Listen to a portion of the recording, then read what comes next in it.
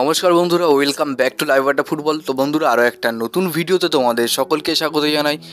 তো বন্ধুরা, ভিডিওটা শুরু করার আগে তোমাদের কাছে একটাই অনুরোধ, সেটা হচ্ছে যে আমাদের এই চ্যানেলে যারা প্রথমবার তারা কিন্তু অবশ্যই আমাদের এই চ্যানেলটাকে সাবস্ক্রাইব করে পাশে থাকা বেল আইকনটি অল করে রাখো, যাতে সবার প্রথমেই এরকম খেলার আপডেট তোমাদের কাছে পৌঁছে যায়। তো বন্ধুরা, আমি এই ভিডিওতে তোমাদের কাছে তোমরা যদি 100টা কমেন্ট করে দাও, তাহলে কিন্তু অবশ্যই আমি মোহনবাগানের দুটো জার্সি কীভাবে করব ওই কমেন্টের মধ্যে থেকে চুজ করে।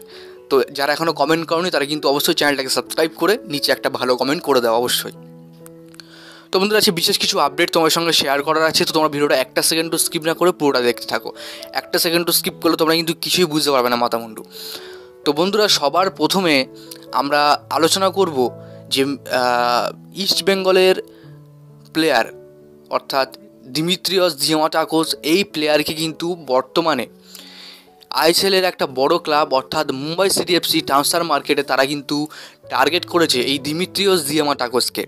তো বর্তমানে এই প্লেয়ারের যে মার্কেট ভ্যালু আছে তাকে কিন্তু লোনে কেনা যাবে না, এবং মুম্বাই সিটি তাকে কিন্তু ট্রান্সফার ফি দিয়েই নিতে চাইছে তাদের দলে। এবং যতটুকু খবর বেরিয়ে আসছে, দেখো বর্তমানে এখনও দিয়ামাটাকোসের সাথে কিন্তু ইস্টবেঙ্গলের চুক্তি শেষ হয়নি। তো সেক্ষেত্রে মুম্বাই সিটি যদি তাদেরকে নিতে চায়, অর্থাৎ দিয়ামাটাকোসকে যদি নিতে চায়, তাহলে কিন্তু অবশ্যই তাকে ট্রান্সফার ফি দিয়ে নিতে হবে দলে। তো দেখা যাক মুম্বাই সিটি এফসি তারা আদৌ কি এই দিমিত্রিয়স দিয়ামাটাকোসকে সই করায় নাকি করায় না, এটা এখন দেখার। তো তোমাদের কি মনে হয় তোমরা কিন্তু অবশ্যই কমেন্ট বক্সে জানিয়ে দিও। জাস্ট একটা রিউমার বেরিয়েছে, সেই রিউমারটা তোমাদের সঙ্গে আমি শেয়ার করলাম। তো তোমাদের কি মনে হয়, তোমাদের মতামত তো অবশ্যই কমেন্ট বক্সে জানিয়ে দাও।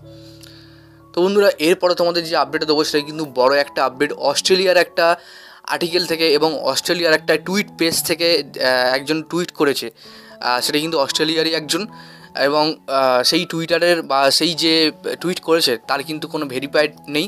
তো সেক্ষেত্রে যে নিউজটা তিনি বলছেন যে আবার নাকি মেলবোর্ন সিটি আবার জেমি ম্যাকলারেনের ওপর ইন্টারেস্ট শো করেছে এবং আবার জেমি ম্যাকলারেনকে তাদের দলে ফেরাতে চায়, এমন খবর কিন্তু ওই অস্ট্রেলিয়ার এক্স পেজ অর্থাৎ টুইট পেজ থেকে শোনা যাচ্ছে যে ম্যাকলারেনকে আবার তাদেরকে ফেরাতে পারে। তো বর্তমানে ম্যাকলারেনের মার্কেট ভ্যালু কিন্তু 9.6 কোটি টাকা, যেখানে কিন্তু তিনি 12 কোটি টাকা মার্কেট ভ্যালু দিয়ে মোহনবাগান এসেছিলেন। এবং যতটুকু খবর পাওয়া যাচ্ছে যে মেলবোর্ন সিটি তারা ম্যাকলারেনকে পুরো ফিস দিয়ে তাদের দলে আবার নিতে চাইছে।